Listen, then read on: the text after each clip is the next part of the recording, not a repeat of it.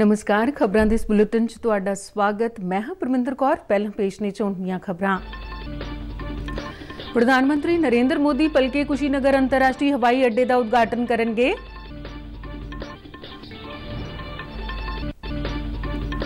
रक्षा मंत्री राजनाथ सिंह ने कहा कि भारत जिम्मेवार समुद्री धिर वजों सिद्धांत आधारित आम सहमति ते शांतिपूर्ण नियम आधारित स्थिर विश्व व्यवस्था का समर्थन करता है।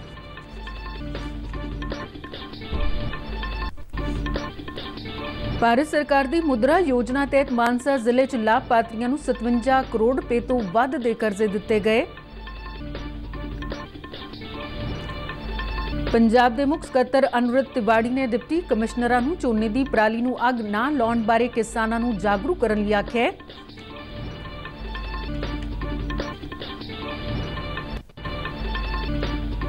सीबीएसई ने स्पष्ट किया है कि उसने टर्म परीक्षावां बारे कोई सरकारी नोटिफिकेशन जारी नहीं किया। शहरी हवाबाजी मंत्रालय ने उत्तर पूर्व भारत में हवाई संपर्क वधाउण लई 6 नवे रूट शुरू किए।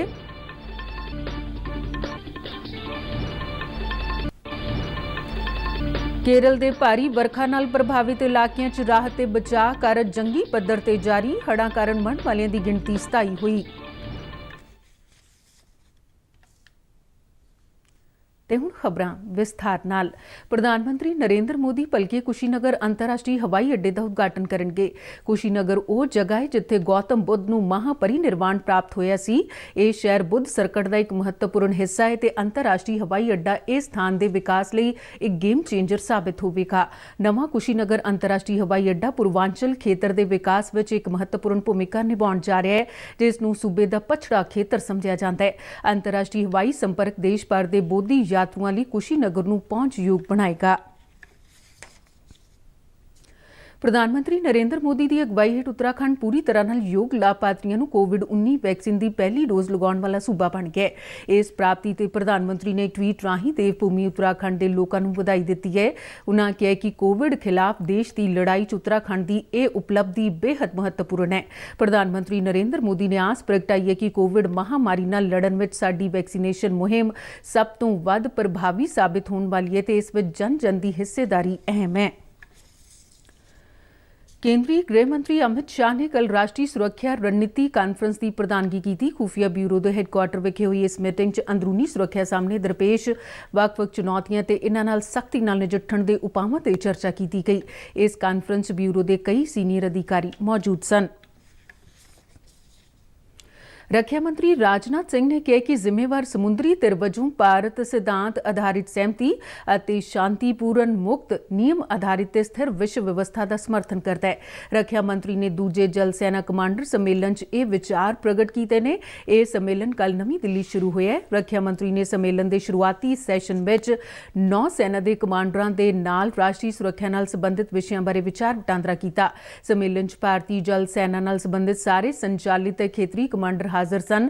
सम्मेलन च प्रमुख संचालन समग्री लॉजिस्टिक मनुखी स्रोत विकास सिखलाई और प्रशासन दी गतिविधियां की समीक्षा की जाएगी। राजनाथ सिंह ने कहा कि भारत की भूगोलिक स्थिति कई पक्षों तो विलक्षण है ते रणनीतिक व्यापार और स्रोतों के मद्देनज़र भी बहुत महत्वपूर्ण है। भारत सरकार वालों बेरोजगारों को रोजगार देने लिए शुरू की गई मुद्रा योजना मानसा जिले सफलता नाल लागू की जा रही है। जिले के ਵੱਖ-ਵੱਖ बैंकों ने मुद्रा योजना तहत लाभपात्रियों को 57 करोड़ तो वध के कर्ज दिते ने। पिछले 3 महीनों च 5 करोड़ तो वध के 394 लोन किए गए हैं। जिले के लीड बैंक मैनेजर कमल गर्ग ने साडे नुमाइंदे राजेश गुप्ता नूं दस्सिया कि मौजूदा माली साल लिए 2000 लोन करने का टीचा है ते जिसनूं हासिल करने लिए एक मुहिम की शुरुआत की गई है। भारत सरकार की इस मुद्रा योजना तहत बैंकों तो लोन हासिल करने वाले नौजवानों च बेहद खुशी वेखण नूं मिल रही है। लाभपात्रियां दीप सिंह, मनजीत सिंह, सुरजीत सिंह और गुरमेल सिंह ने दस्सिया कि इस योजना राही उन्हां बैंक तो लोन लिया है ते अपने कारोबार च वाधा करके परिवार का गुजारा बेहतर ढंग नाल चला रहे हैं। मोदी सरकार का धन्नवाद करदे उन्हां आख्या कि अजिहियां योजनावां अगे भी चलदियां रहणियां चाहीदियां ने तां जो होर बेरोजगार भी इन्हां तो लाभ लै सकन। गवर्नमेंट ऑफ इंडिया वालों छोटे कारोबारियों वास्ते सैल्फ इंपलॉयमेंट जनरेशन वास्ते एक लोन स्कीम शुरू की गई है, प्रधानमंत्री मुद्रा योजना। पिछले 7 सालों तो ये स्कीम सारे बैंकों के बड़ी अग्रैसिवली ਇੰਪਲੀਮੈਂਟ ਹੋ ਰਹੀ ਹੈ ਤੇ ਬਹੁਤ ਸਾਰੇ ਲਾਭਪਾਤਰੀਆਂ ਨੇ ਇਹਦਾ ਸਕੀਮ ਦਾ ਫਾਇਦਾ ਉਠਾ ਕੇ ਆਪਣਾ ਕਾਰੋਬਾਰ ਸ਼ੁਰੂ ਕੀਤਾ ਹੈ। ਇਸ ਸਕੀਮ ਦੇ ਅੰਦਰ 10 ਲੱਖ ਤੱਕ ਦੇ ਜੋ ਲੋਨ ਹੈ ਉਹ ਬਿਨਾਂ ਕਿਸੇ ਗਾਰੰਟੀ ਤੋਂ ਜਾਂ ਬਿਨਾਂ ਕਿਸੇ ਸਿਕਿਉਰਿਟੀ ਤੋਂ ਲਾਭਪਾਤਰੀਆਂ ਨੂੰ ਦਿੱਤੇ ਜਾਂਦੇ ਹਨ। ਅਸੀਂ ਮਾਨਸਾ ਜ਼ਿਲ੍ਹੇ ਦੀ ਗੱਲ ਕਰੀਏ ਤਾਂ ਮਾਨਸਾ ਜ਼ਿਲ੍ਹੇ ਦੇ ਵਿੱਚ ਹੁਣ ਤੱਕ 4887 ਦੇ ਕਰੀਬ ਲੋਨ ਲਾਭਪਾਤਰੀਆਂ ਨੂੰ ਦਿੱਤੇ ਜਾ ਚੁੱਕੇ ਔਰ ਇਹਦੇ ਵਿੱਚ 57 ਕਰੋੜ ਦੇ ਕਰੀਬ ਅਮਾਉਂਟ ਜੋ ਹੈ ਡਿਸਬਰਸ ਕੀਤਾ ਜਾ ਚੁੱਕਾ। ਦੀਪ ਸਿੰਘ ਨਾਮ ਹੈ ਜੀ ਮੇਰਾ। ਮਾਨਸਾ ਤੋਂ ਲੱਕੀ ਸਿਲਾਈ ਮਸ਼ੀਨ ਦੁਕਾਨ ਚਲਾ ਰਹੇ ਹਾਂ ਅਸੀਂ। ਪਹਿਲਾਂ ਛੋਟਾ ਕੰਮ ਸੀ, ਫਿਰ ਸਰਕਾਰ ਦੁਆਰਾ ਦਿੱਤੀਆਂ ਸਹੂਲਤਾਂ ਜਿਵੇਂ ਮੁਦਰਾ ਲੋਨ, ਇਹਦੀ ਸਹਾਇਤਾ ਨਾਲ ਅਸੀਂ ਆਪਦਾ ਕਾਰੋਬਾਰ ਵਧਾਇਆ ਹੈ ਜੀ। ਸਰਕਾਰ ਦਾ ਧੰਨਵਾਦ ਕਰਦੇ ਹਾਂ ਤੇ ਇਹ ਜਿਹੀਆਂ ਫੈਸਿਲਿਟੀਆਂ ਲੋਕਾਂ 'ਚ ਦੇਣ ਤੇ ਲੋਕ ਆਪਦਾ ਕਾਰੋਬਾਰ ਵਧਾਉਣ। ਮੈਂ ਮਨਜੀਤ ਸਿੰਘ ਮਾਨਸਾ ਪੰਜਾਬ ਤੋਂ ਜੀ।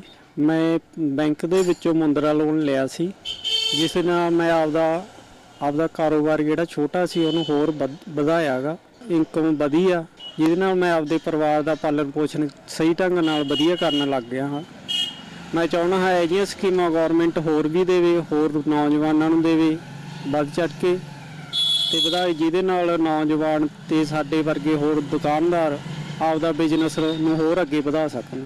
ਇਸ ਤੇ ਮੈਂ ਕੇਂਦਰ ਸਰਕਾਰ ਦਾ ਧੰਨਵਾਦ ਕਰਦਾ, ਜਿਨ੍ਹਾਂ ਨੇ ਮੁੰਦਰਾ ਲੋਨ ਦੀ ਸਕੀਮ ਸ਼ੁਰੂ ਕੀਤੀ ਤੇ ਸਾਡੇ ਵਰਗੇ ਨੌਜਵਾਨਾਂ ਨੂੰ ਅੱਗੇ ਕਾਰੋਬਾਰ ਵਧਾਉਣ ਵਿੱਚ ਸਹਾਇਤਾ ਮਿਲੀ। ਸਰਜੀਤ ਸਿੰਘ ਜੀ। ਹਾਂਜੀ, ਸੈਂਟਰ ਸਰਕਾਰ ਨੇ ਜਿਹੜੀ ਮੁਦਰਾ ਸਕੀਮ ਚਲਾਈ ਆ ਜੀ, ਇਹ ਬਹੁਤ ਵਧੀਆ ਜੀ। ਇਹਦੇ ਲੋਨ ਨਾਲ ਸਾਨੂੰ ਅਸੀਂ ਕੰਮ ਵਧਾਇਆ ਅੱਗੇ ਨਾਲੋਂ ਬਹੁਤ ਵਧੀਆ, ਤੇ ਹੋਰ ਵੀ ਵਧਾਵਾਂਗੇ। ਬੇਰੁਜ਼ਗਾਰ ਨੇ ਉਹਨਾਂ ਨੂੰ ਇਹ ਸਕੀਮ ਦਾ ਬਹੁਤ ਲਾਭ ਹੈ ਤੇ ਗਵਰਨਮੈਂਟ ਦਾ ਅਸੀਂ ਧੰਨਵਾਦ ਕਰਦੇ ਹਾਂ, ਸੈਂਟਰ ਸਰਕਾਰ ਦਾ।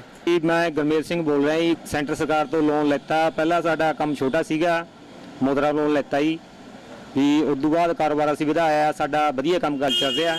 ਅਸੀਂ ਕੇਂਦਰ ਸਰਕਾਰ ਦਾ ਧੰਨਵਾਦ ਕਰਦੇ ਹਾਂ। ਪੰਜਾਬ 'ਚ ਝੋਨੇ ਦੀ ਪਰਾਲੀ ਨੂੰ ਅੱਗ ਲਗਾਉਣ ਤੋਂ ਰੋਕਣ ਲਈ ਮੁੱਖ ਸਕੱਤਰ ਅਨੁਰੁੱਧ ਤਿਵਾੜੀ ਨੇ ਵੱਖ-ਵੱਖ ਜ਼ਿਲ੍ਹਿਆਂ ਦੇ ਡਿਪਟੀ ਕਮਿਸ਼ਨਰਾਂ ਨਾਲ ਵੀਡੀਓ ਕਾਨਫਰੰਸ ਕੀਤੀ। ਇਸ ਵੀਡੀਓ ਕਾਨਫਰੰਸਿੰਗ ਰਾਹੀਂ ਮੁੱਖ ਸਕੱਤਰ ਨੇ ਅਧਿਕਾਰੀਆਂ ਤੋਂ ਪਰਾਲੀ ਨੂੰ ਅੱਗ ਲਗਾਉਣ ਤੋਂ ਰੋਕਣ ਲਈ ਕੀਤੇ ਜਾ ਰਹੇ ਯਤਨਾਂ ਦਾ ਜਾਇਜ਼ਾ ਲਿਆ। ਉਨ੍ਹਾਂ ਇਸ ਬਾਰੇ ਕਿਸਾਨਾਂ ਨੂੰ ਜਾਗਰੂਕ ਕਰਨ ਲਈ ਆਖਿਆ। CBSE ਨੇ ਸਪਸ਼ਟ ਕੀਤਾ ਕਿ ਉਸ ਵੱਲੋਂ ਟਰਮ ਪ੍ਰੀਖਿਆ ਲੈਣ ਸੰਬੰਧੀ ਕੋਈ ਨੋਟੀਫਿਕੇਸ਼ਨ ਜਾਰੀ ਨਹੀਂ ਕੀਤਾ ਗਿਆ। CBSE ਦੇ ਇੱਕ ਬੁਲਾਰੇ ਮੁਤਾਬਿਕ ਸੋਸ਼ਲ ਮੀਡੀਆ ਤੇ 10ਵੀਂ ਅਤੇ 12ਵੀਂ ਦੀ ਪਹਿਲੀ ਟਰਮ ਦੀ ਪ੍ਰੀਖਿਆ ਨੂੰ ਲੈ ਕੇ ਡੇਟ ਸ਼ੀਟ ਸਰਕੂਲੇਟ ਹੋ ਰਹੀ ਹੈ, ਜਿਹੜੀ ਫਰਜ਼ੀ ਹੈ। ਇਸੇ ਦੌਰਾਨ ਪੰਜਾਬ ਸਕੂਲ ਸਿੱਖਿਆ ਬੋਰਡ ਵੱਲੋਂ ਕਰਵਾਈ ਜਾਣ ਵਾਲੀ ਅਨਪੂਰਕ ਪ੍ਰੀਖਿਆ ਦੌਰਾਨ 10ਵੀਂ ਅਤੇ 12ਵੀਂ ਸ਼੍ਰੇਣੀਆਂ ਦੇ ਕੇਵਲ ਵਾਧੂ ਵਿਸ਼ਾ ਕੈਟੇਗਰੀ 'ਚ ਅਪੀਅਰ ਹੋਣ ਵਾਲੇ ਪ੍ਰੀਖਿਆਰਥੀਆਂ ਲਈ ਪ੍ਰੀਖਿਆ ਫਾਰਮ ਅਤੇ ਫੀਸਾਂ ਭਰਨ ਦੇ ਸ਼ਡਿਊਲ ਵਿੱਚ ਬਦਲਾਅ ਕੀਤਾ ਗਿਆ। ਬੋਰਡ ਦੇ ਕੰਟਰੋਲਰ ਪ੍ਰੀਖਿਆਵਾਂ JR ਮਹਿਰੋਕ ਨੇ ਦੱਸਿਆ ਕਿ ਵਾਧੂ ਵਿਸ਼ਾ ਕੈਟੇਗਰੀ ਦੀ ਇਸ ਪ੍ਰੀਖਿਆ ਲਈ 10ਵੀਂ ਸ਼੍ਰੇਣੀ ਵਾਸਤੇ ਉੱਕਾ ਪੁੱਕਾ 1050 ਰੁਪਏ ਤੇ 12ਵੀਂ ਜਮਾਤ ਲਈ ਉੱਕਾ ਪੁੱਕਾ 1350 ਰੁਪਏ ਪ੍ਰਤੀ ਪ੍ਰੀਖਿਆਰਥੀ ਪ੍ਰਤੀ ਵਿਸ਼ਾ ਪ੍ਰੀਖਿਆ ਫੀਸ ਹੋਵੇਗੀ। ਇਹ ਫੀਸ ਹੁਣ 22 ਅਕਤੂਬਰ ਤੱਕ ਬਿਨਾਂ ਕਿਸੇ ਲੇਟ ਫੀਸ ਤੋਂ ਜਮ੍ਹਾਂ ਕਰਵਾਈ ਜਾ ਸਕਦੀ ਹੈ। ਵਧੇਰੇ ਜਾਣਕਾਰੀ ਬੋਰਡ ਦੀ ਵੈਬਸਾਈਟ www.pseb.ac.in ਤੇ ਉਪਲਬਧ ਹੈ। ਪੈਗੰਬਰ ਮੁਹੰਮਦ ਦਾ ਜਨਮ ਦਿਨ ਈਦ ਮਿਲਾਦ ਉਨ ਨਬੀ ਅੱਜ ਦੇਸ਼ ਦੇ ਵੱਖ-ਵੱਖ ਹਿੱਸਿਆਂ 'ਚ ਮਨਾਇਆ ਜਾ ਰਿਹਾ ਹੈ। ਕੋਵਿਡ ਦੀਆਂ ਪਾਬੰਦੀਆਂ ਦੇ ਚਲਦੇ ਜ਼ਿਆਦਾਤਰ ਥਾਵਾਂ ਤੇ ਮਿਲਾਦ ਵੱਡੇ ਪੈਮਾਨੇ ਤੇ ਆਯੋਜਿਤ ਨਹੀਂ ਹੋਵੇਗਾ।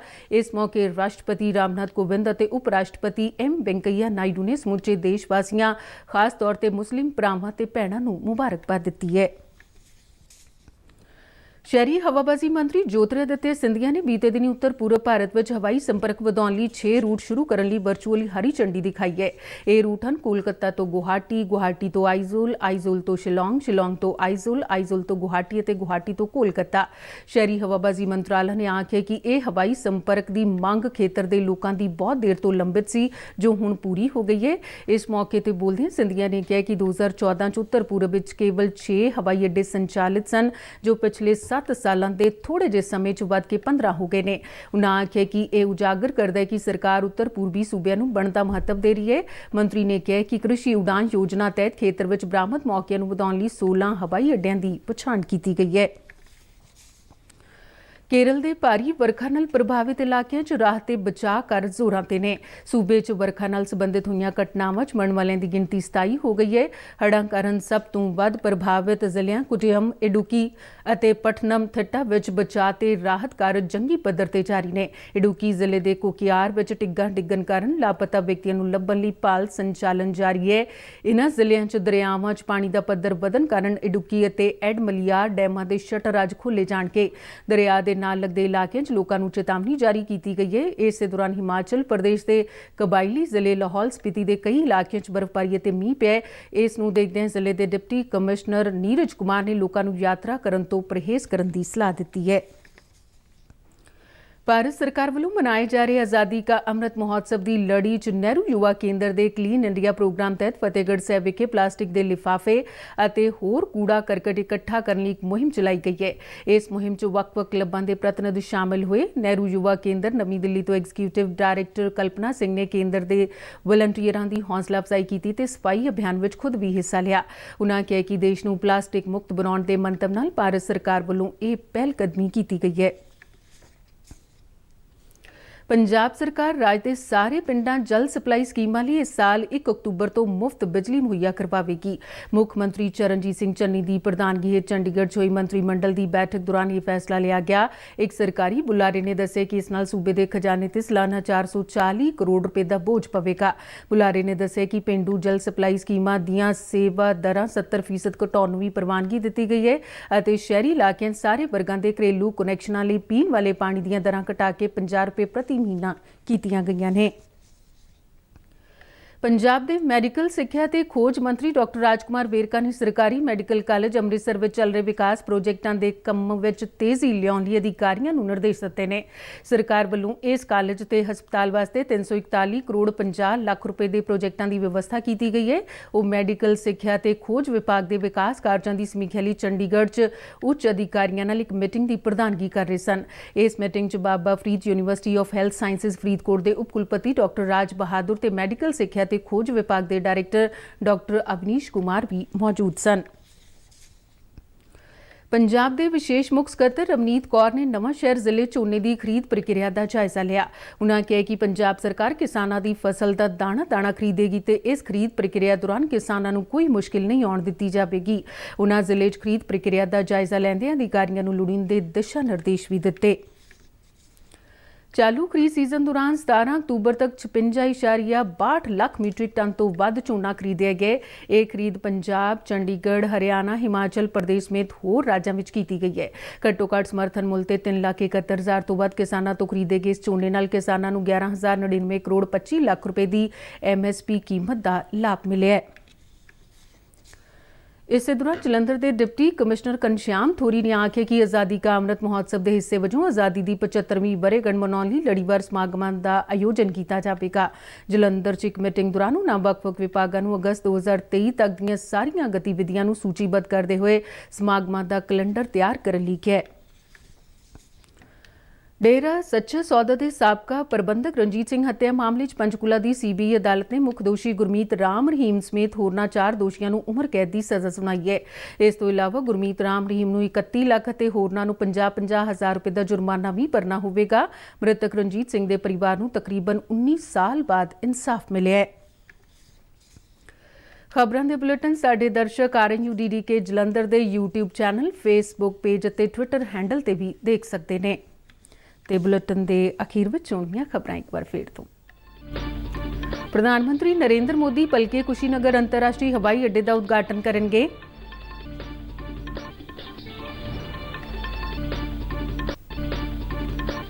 ਰੱਖਿਆ ਮੰਤਰੀ ਰਾਜਨਾਥ ਸਿੰਘ ਨੇ ਕਿਹਾ ਕਿ ਭਾਰਤ ਜ਼ਿੰਮੇਵਾਰ ਸਮੁੰਦਰੀ ਧਿਰ ਵਜੋਂ ਸਿਧਾਂਤ ਆਧਾਰਿਤ ਆਮ ਸਹਿਮਤੀ ਅਤੇ ਸ਼ਾਂਤੀਪੂਰਨ ਨਿਯਮ ਆਧਾਰਿਤ ਸਥਿਰ ਵਿਸ਼ਵ ਵਿਵਸਥਾ ਦਾ ਸਮਰਥਨ ਕਰਦਾ ਹੈ। ਭਾਰਤ ਸਰਕਾਰ ਦੀ ਮੁਦਰਾ ਯੋਜਨਾ ਤਹਿਤ ਮਾਨਸਾ ਜ਼ਿਲ੍ਹੇ 'ਚ ਲਾਭਪਾਤਰੀਆਂ ਨੂੰ 57 ਕਰੋੜ ਰੁਪਏ ਤੋਂ ਵੱਧ ਦੇ ਕਰਜ਼ੇ ਦਿੱਤੇ ਗਏ। ਪੰਜਾਬ ਦੇ ਮੁੱਖ ਸਕੱਤਰ ਅਨੁਰੁੱਧ ਤਿਵਾੜੀ ਨੇ ਡਿਪਟੀ ਕਮਿਸ਼ਨਰਾਂ ਨੂੰ ਝੋਨੇ ਦੀ ਪਰਾਲੀ ਨੂੰ ਅੱਗ ਨਾ ਲਾਉਣ ਬਾਰੇ ਕਿਸਾਨਾਂ ਨੂੰ ਜਾਗਰੂਕ ਕਰਨ ਲਈ ਆਖਿਆ।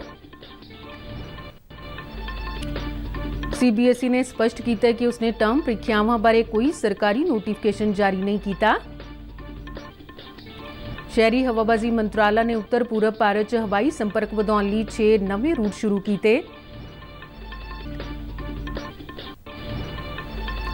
ਕੇਰਲ ਦੇ ਭਾਰੀ ਵਰਖਾ ਨਾਲ ਪ੍ਰਭਾਵਿਤ ਇਲਾਕਿਆਂ 'ਚ ਰਾਹਤ ਤੇ ਬਚਾਅ ਕਾਰਜ ਜੰਗੀ ਪੱਧਰ ਤੇ ਜਾਰੀ। ਹੜ੍ਹਾਂ ਕਾਰਨ ਮਰਨ ਵਾਲਿਆਂ ਦੀ ਗਿਣਤੀ 27 ਹੋਈ। ਤੇ ਇਸ ਦੇ ਨਾਲ ਹੀ ਖਬਰਾਂ ਦੇ ਬੁਲੇਟਿਨ ਖਤਮ ਹੋਇਆ। ਨਮਸਕਾਰ।